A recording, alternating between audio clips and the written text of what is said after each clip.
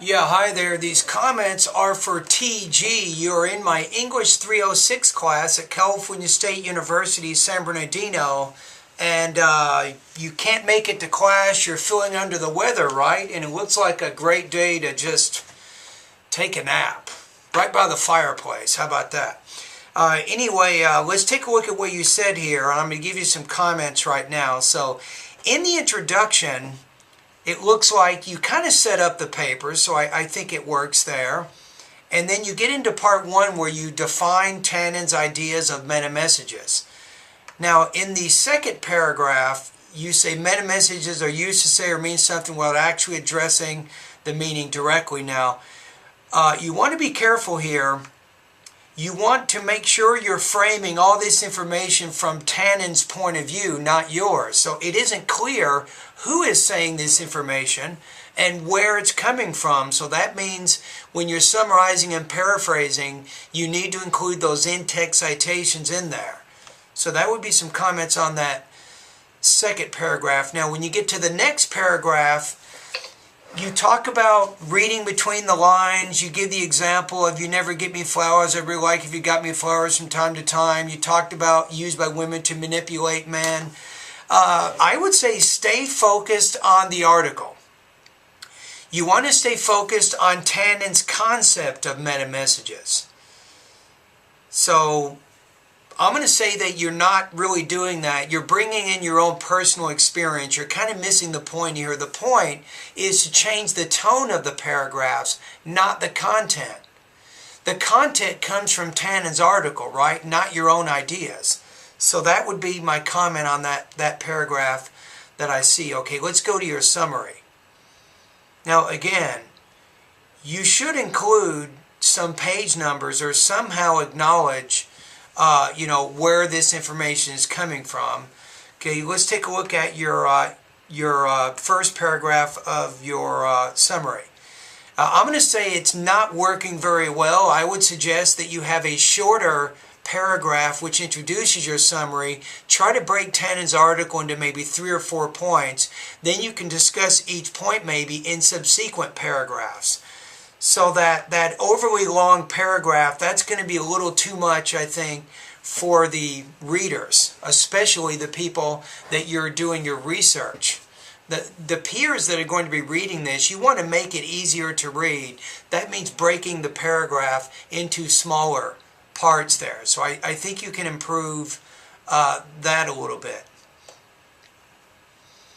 So I think you really need to improve a lot in the organization of your summary.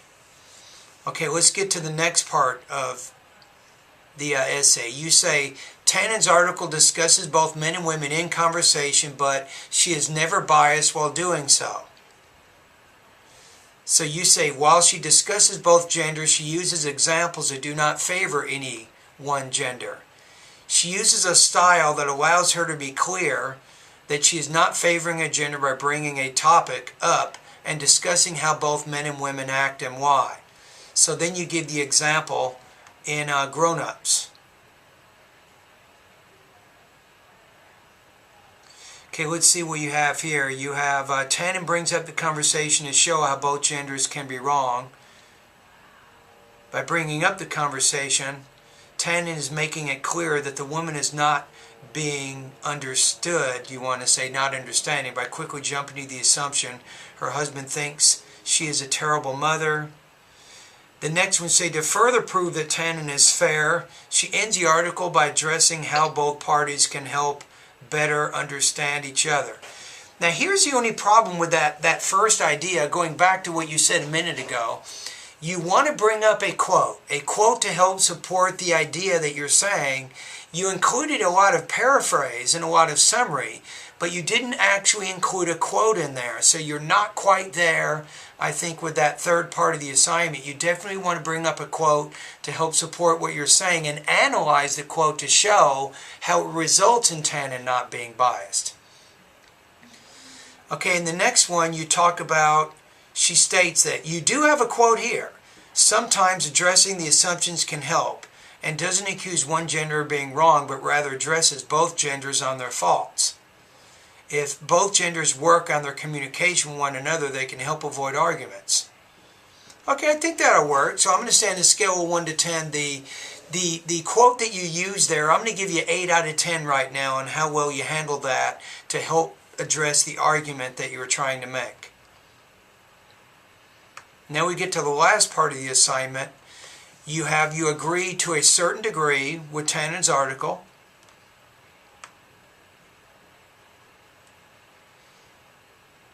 So you give an example about your driving home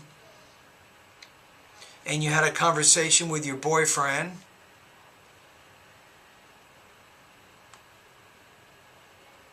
I wonder, okay, what you could do here is probably try to recreate the conversation a little bit better than what you did, and as you include the conversation, you can separate that from the paragraph. Like when your boyfriend says something, that's one paragraph, then you respond, that's the next paragraph.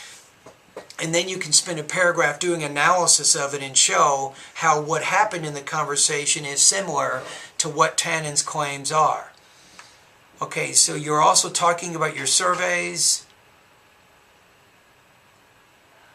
Okay, that looks pretty good. Okay, so I think you're getting there. So it looks like part 4 is probably right now the strongest, I think, of your 4 parts. As I said in this video, you need to really rethink a few things in parts 1, maybe part 2, and maybe part 3. So I do see you making some improvements in those areas if you want to get that higher score, you know, above 85 or 90. If you're okay with a C, then you can leave the paper as it is. All right, anyway, thank you very much, and I hope you feel better, and I'll see you on Thursday.